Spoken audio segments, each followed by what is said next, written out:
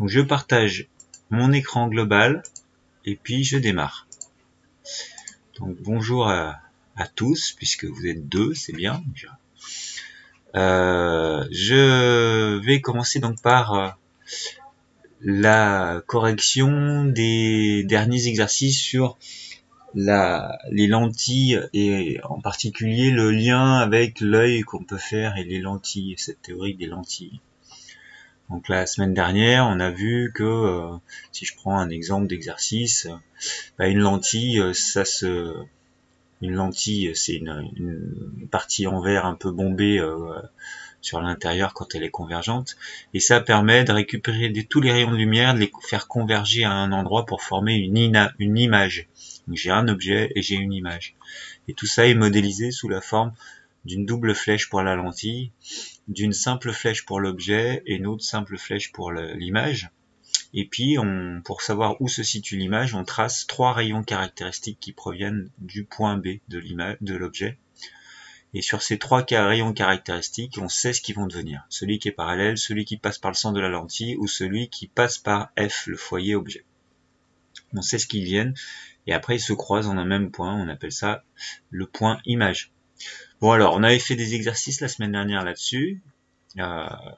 Par exemple l'exercice, je sais plus lequel c'est celui-là.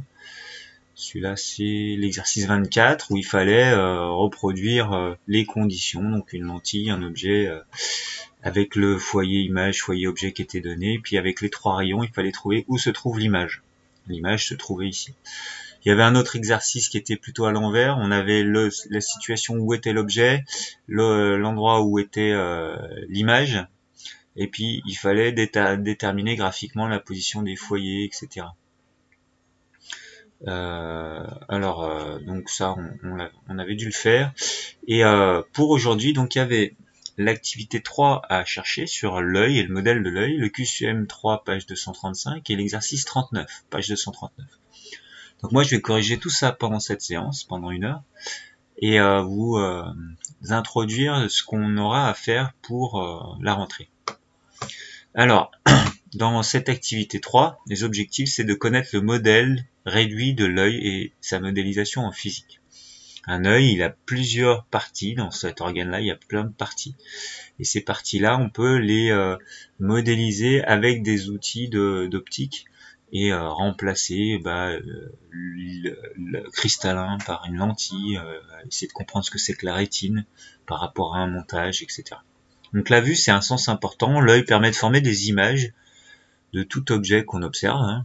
J'observe, je sais pas moi, un paysage, ça va se former une image à l'intérieur de mon œil. Et cette image qui se forme à l'intérieur de mon œil, elle va être transférée au cerveau grâce à un nerf optique. Il y a comme un écran avec des capteurs qui viennent capter l'image qui se forme dans mon œil. Et tout ça, c'est envoyé à mon cerveau qui en fait une image mentale. Dans l'œil, la lumière se propage à travers plusieurs milieux transparents considérés comme homogènes. Alors, quelle est la composition de l'œil? Il y avait la description de 7 ou 8 mots de vocabulaire. La cornée, c'est une membrane solide, transparente de 11 mm de diamètre qui protège l'œil et par laquelle la lumière entre dans l'œil. Elle est humidifiée par l'humeur aqueuse. L'iris joue le rôle de diaphragme. C'est un muscle qui fait varier la quantité de lumière qui rentre dans l'œil. C'est une porte d'entrée en fait. Il gère donc la taille de la pupille. La pupille, c'est le trou au centre de l'iris dans lequel rentre la lumière dans l'œil. Le cristallin, c'est une lentille convergente molle et réglable, elle est déformable grâce à l'action de muscles ciliaires. Donc il y a des muscles qui permettent de déformer le cristallin. La rétine, c'est l'écran de l'œil où se forme l'image, et le nerf optique transmet l'image formée sur la rétine au cerveau sous forme d'un signal électrique. Et enfin, l'humeur vitrée, ou corps vitré, qui occupe 80% du volume de l'œil, est constitué d'une gelée qui donne à l'œil sa consistance. Bon, voilà pour toutes les définitions de mots de vocabulaire. Il fallait essayer de retracer et de reporter sur ce croquis l'ensemble de ces mots de vocabulaire grâce aux descriptions et aux définitions que je viens de citer. Donc la cornée 11 mm à la surface de l'œil qui protège l'œil, la cornée c'est donc cette partie-là qui fait 11 mm là en gris. Ensuite, l'iris. L'iris, c'est comme un diaphragme. Donc, c'est ce qui va permettre de fermer ou d'ouvrir, de faire une ouverture pour la lumière. Donc, l'iris, c'est cette partie-là. Pour les personnes, c'est les parties colorées de l'œil. Quand on regarde quelqu'un qui a les yeux bleus, les yeux marrons, les yeux verts, la partie colorée, c'est l'iris. Cette partie, elle peut se contracter ou se dilater pour pouvoir laisser plus ou moins entrer de la lumière. Ce qui fait qu'à l'intérieur, ici ce passage-là qui est au milieu, là, cette ouverture, c'est ce qu'on appelle la pupille. Ça, c'est la partie noire de votre œil. Quand vous regardez à l'intérieur de l'œil, l'œil de quelqu'un, il y a une partie toute sombre, c'est la pupille, c'est le trou par lequel rentre la lumière. Enfin, le cristallin, c'est cette zone-là, c'est que ça ressemble à une lentille un petit peu ronde, qui va pouvoir se déformer. On va pouvoir déformer pour adapter la vue, parce que l'objet qu'on regarde, il est peut-être plus ou moins loin.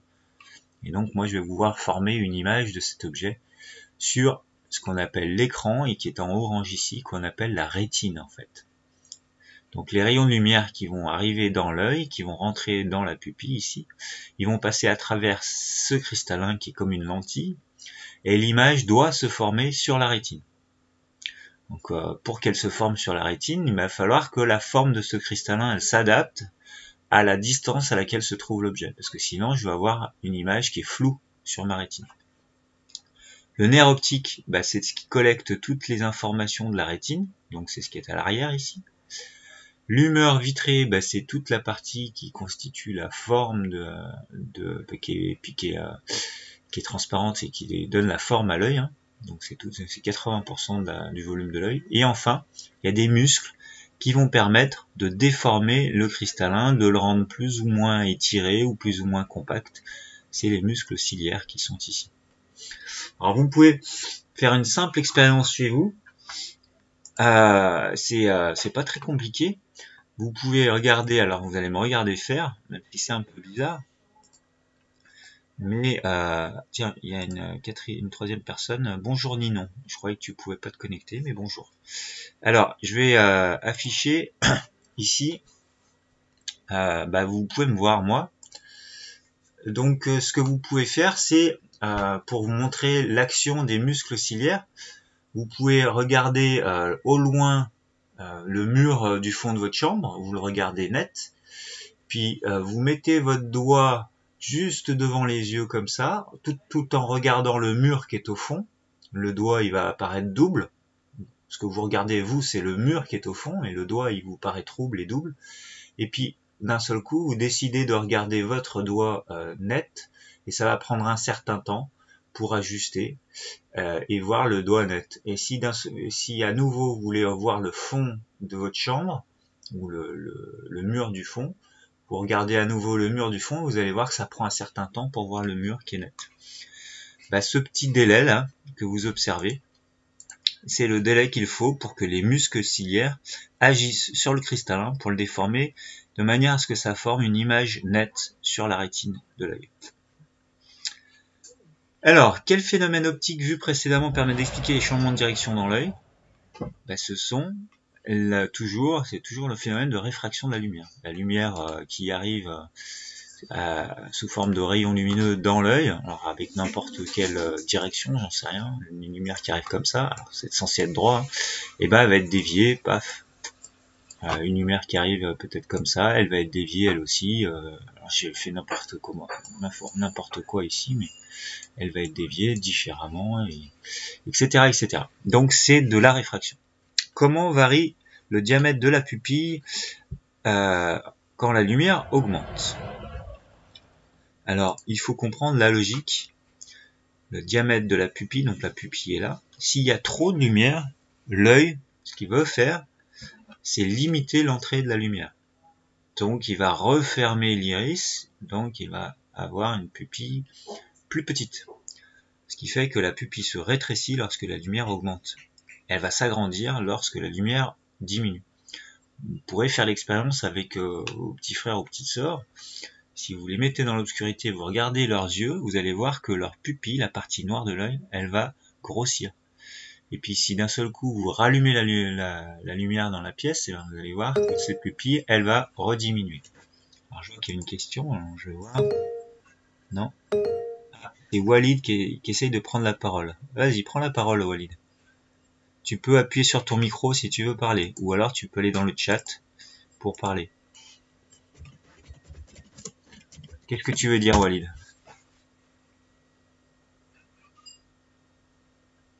Tu peux parler en appuyant sur ton micro, hein, Walid. Bon, si tu veux pas plus... Ah bah il est parti. Ok, bon, je continue. En optique, on représente l'œil par un modèle optique, c'est-à-dire qu'on va simplifier l'œil et on va le réduire à 2-3 outils d'optique pour pouvoir faire comme si on avait un œil. La pupille, alors, elle est modélisée par un... c'est dit dans la définition au-dessus. La pupille, c'est, elle laisse entrer la lumière. Alors non, c'est pas marqué là-dessus, mais c'est un diaphragme. Alors, je sais plus où est-ce que tout cela avait été marqué. Je sais pas si c'était marqué quelque part, mais c'est un diaphragme. C'est-à-dire que cette pupille qui est ici, on la symbolise par une ouverture comme ça. Donc au labo de physique, on a des outils et on a en particulier des espèces de diapositives avec juste un trou circulaire au centre. Ça, c'est un diaphragme. Donc ça remplace le cristal. Non, pardon, la pupille. La pupille. Je vais effacer ce que je viens de faire. Tac. Ça remplace la pupille. Donc pour symboliser la pupille, on utilise un diaphragme. En fait, c'est un carton avec un trou, par exemple. Après, un cristallin, c'est modélisé par une... Ça, c'est le cristallin, c'est ce qui va dévier la lumière, donc c'est la lentille. Donc le cristallin, si je change de couleur, et que je mets ça en bleu, par exemple, il y a le cristallin qui est ici, que je vois là, ici, là, et ben sa représentation dans un schéma d'optique, ça va être une lentille comme ça. Alors, j'arrive pas à faire droit, hein, mais c'est censé être droit. Voilà une lentille avec une double flèche. Donc ça, c'est le cristallin. Et enfin, là où va se former l'image, c'est la rétine. Alors, je vois qu'il y a une question peut-être. Excusez-moi, j'ai appuyé sans faire exprès. Ok. Tu m'entends donc, hein, Valide. Alors, il reste la rétine. La rétine, elle est à l'arrière, ici. Et la rétine, c'est là où va se former l'image. Donc, en optique, on remplace pas, quand je veux voir une image, si je projette, je sais pas moi, un film dans ma pièce, et je veux projeter le film, là où va se former l'image de mon film, c'est ce qu'on appelle l'écran. Donc ici, la rétine, qui est ici, toute cette partie-là, on va la remplacer on va la modéliser par un écran. Donc on va placer un écran ici, à l'arrière, et c'est là que va se former l'image. Pourquoi la lentille convergente est de distance focale variable et la lentille écran, la distance lentille écran est fixe. Donc si ça c'est mon modèle de l'œil que j'ai mis ici, je vais le mettre je vais l'indiquer en noir, tout ça c'est une modélisation de l'œil. C'est que j'ai fait semblant d'avoir un œil ici. C'est un œil mais en modèle. C'est le modèle. Alors, quand je fais le modèle de l'œil, il faut que la distance entre l'écran et la lentille soit fixe. J'ai pas le droit de bouger, j'ai pas le droit d'écarter, de rallonger, d'écarter ma lentille. Pour quelle raison? Parce que si je simule un œil, il est évident que je vais pas pouvoir changer la forme de mon œil. Je peux pas agrandir mon œil ou le rapetisser. Je peux pas m'écraser l'œil ou l'allonger. Donc un œil, il a une taille qui est invariable. Donc ça ne change pas. En revanche, la lentille convergente, que j'ai utilisée pour le modèle, elle a une distance focale variable, parce que le cristallin, lui, il se déforme. Donc s'il se déforme, il va être plus ou moins bombé, donc je vais avoir une lentille qui peut avoir une distance focale variable. Le cristallin peut se déformer et être plus ou moins bombé, alors que l'œil ne peut pas s'agrandir et ne peut pas se rétrécir. Donc dans ce modèle, on peut changer la lentille, mais on ne peut pas changer la distance entre la lentille et l'écran. Si j'ai un objet qui est très près et que je vais vouloir le voir net, il faut que j'ai une lentille très convergente, très bombée. Donc quand l'objet, par exemple, il est là, très près de l'œil, si l'objet il est là, eh bien, pour pouvoir converger les rayons de lumière sur la rétine qui est en vert ici, il va falloir une lentille, si je la représente en pointillé, qui est hyper bombée comme ça. Une lentille très convergente. Maintenant, si l'objet il est très loin, eh ben, j'aurai besoin d'une lentille moins convergente. C'est ce que fait l'œil. Avec les muscles ciliaires, il va déformer plus ou moins le cristal. Alors, je vais corriger le QCM3, page 232. Sur les lentilles convergentes et puis les différentes théories qu'on avait vues. Alors, ici, pour la question 7, dans quel cas s'agit-il d'une lentille convergente? Alors, je n'ai pas fait de définition précise d'une lentille convergente, je vous enverrai un cours à la rentrée, mais elle est convergente quand le diamètre, enfin l'épaisseur de la lentille, elle est plus grande au centre que sur les bords. Donc, quand je regarde ici, l'épaisseur sur les bords est plus grande que l'épaisseur au centre, donc c'est pas convergent. Maintenant, si je regarde la C, évidemment, elle est convergente parce que j'ai un côté plat, un côté bombé vers l'extérieur. Celle-là, elle est convergente. D'ailleurs, je peux le vérifier. L'épaisseur du centre est plus grande que l'épaisseur sur le bord. Là. Donc, c'est convergent.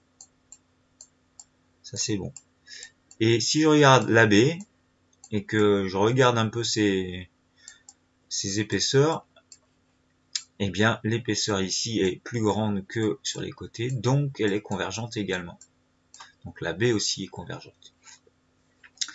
Un rayon qui n'est pas dévié lorsqu'il passe au travers de la lentille est un rayon parallèle à l'axe optique, un rayon qui passe par le centre de la lentille ou un rayon qui passe par le foyer image de la lentille.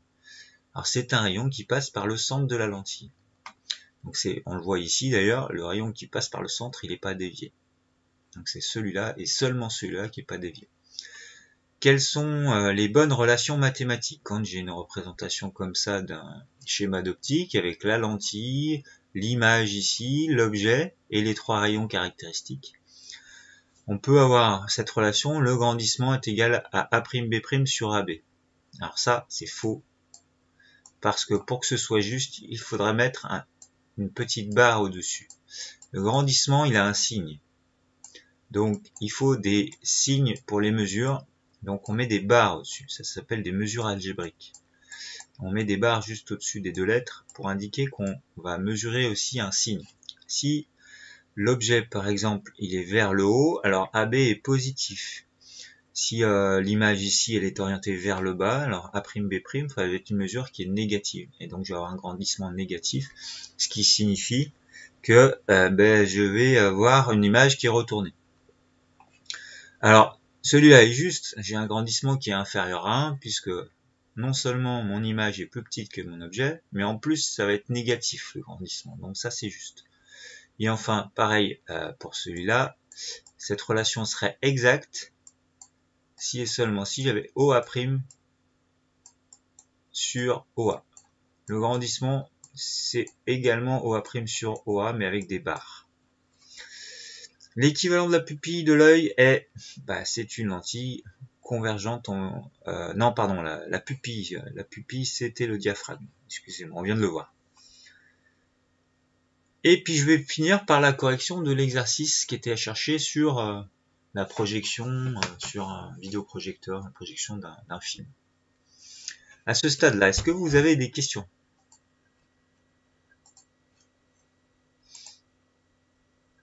Non, pas de questions.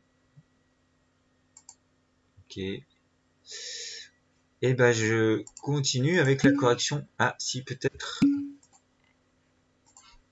Non, non, c'est bon. Y a pas de question. L'exercice 39.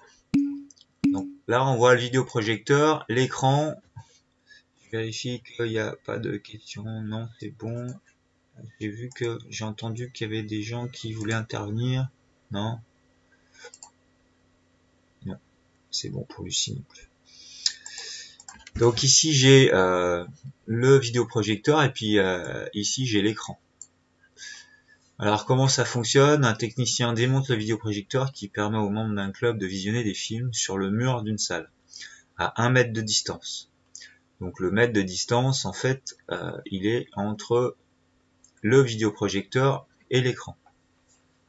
La source de lumière est un écran LCD qui se situe à 20 cm de l'objectif. En fait, l'objectif, c'est la lentille qui est ici. Et donc ici, je dois avoir 20 cm,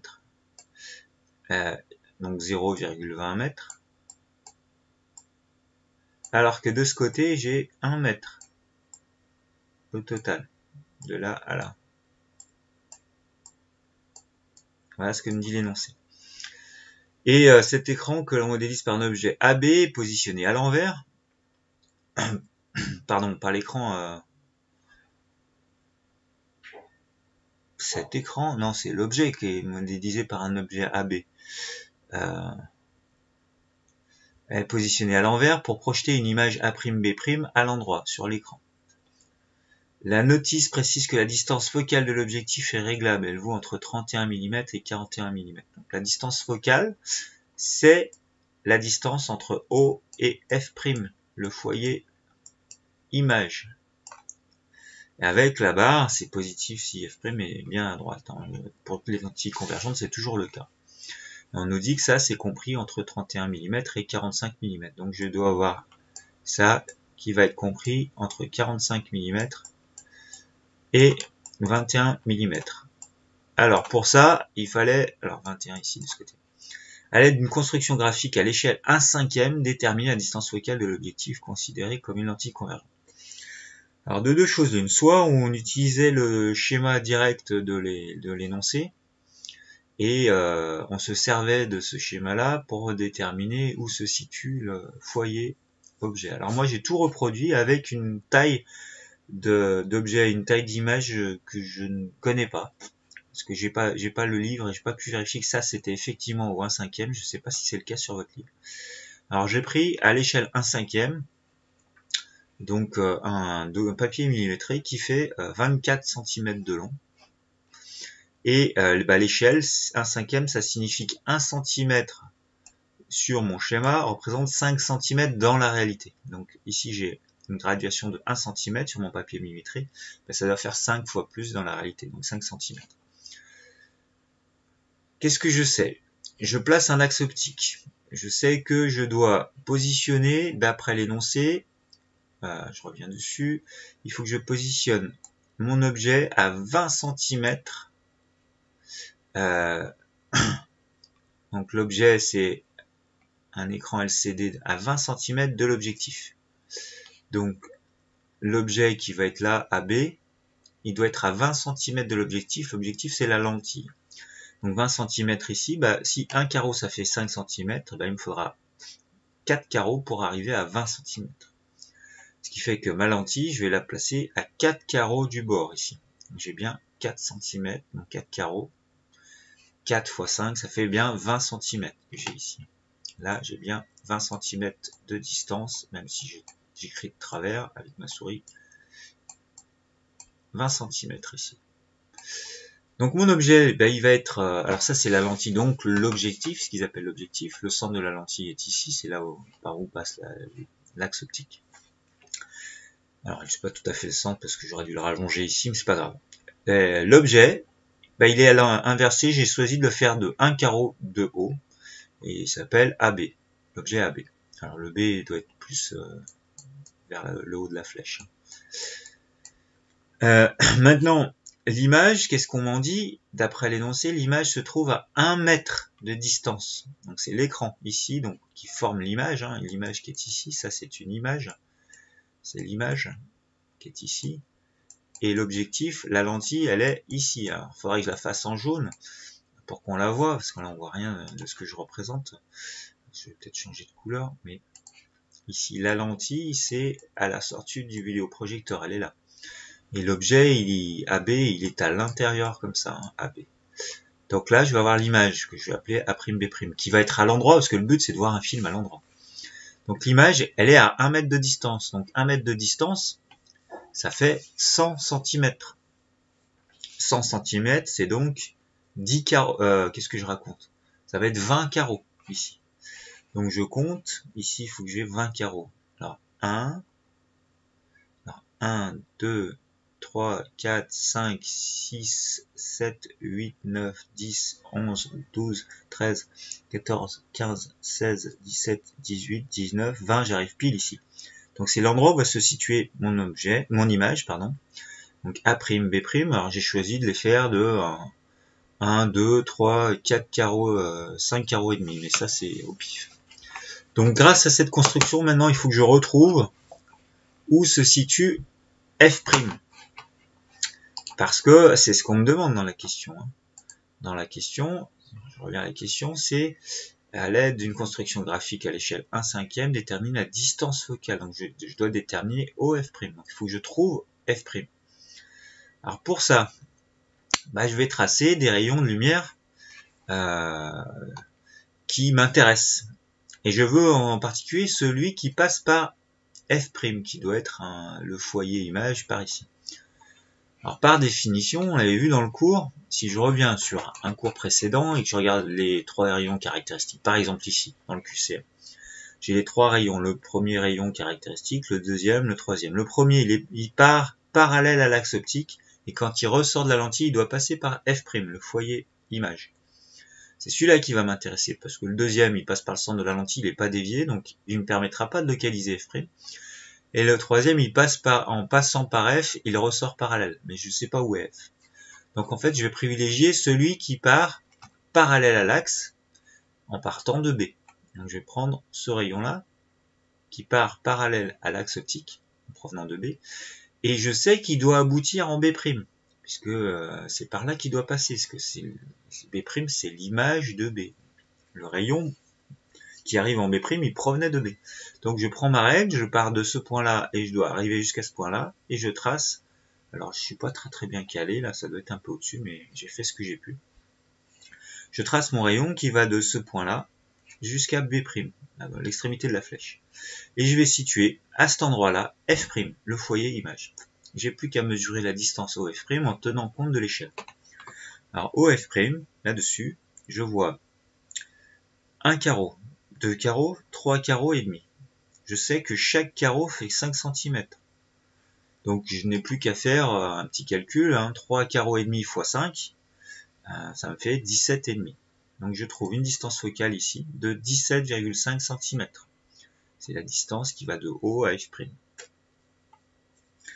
Maintenant, si je dois vérifier que ça correspond à ce qui est marqué dans l'énoncé, non. Ce n'est pas en accord avec l'énoncé, car il n'est pas compris entre 30 mm, on disait 31 mm, j'ai fait une erreur dans ma correction, et 45 mm. Donc c'est pas compris ici entre 31, donc là il me faut un 1. J'ai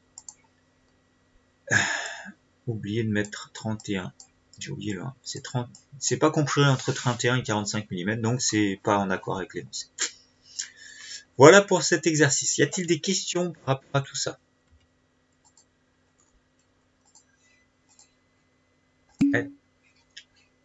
Alors, je regarde. Tac. Non. Ok. C'est Ninon qui répond. Alors, je voudrais vérifier une chose. Non pour Mohamed. Ok. Non pour Lucie, c'est clair. Et non pour Walid. C'est parfait. Alors, je voudrais vérifier un truc avec vous. C'est est-ce que vous arrivez à voir... je vais arrêter l'enregistrement.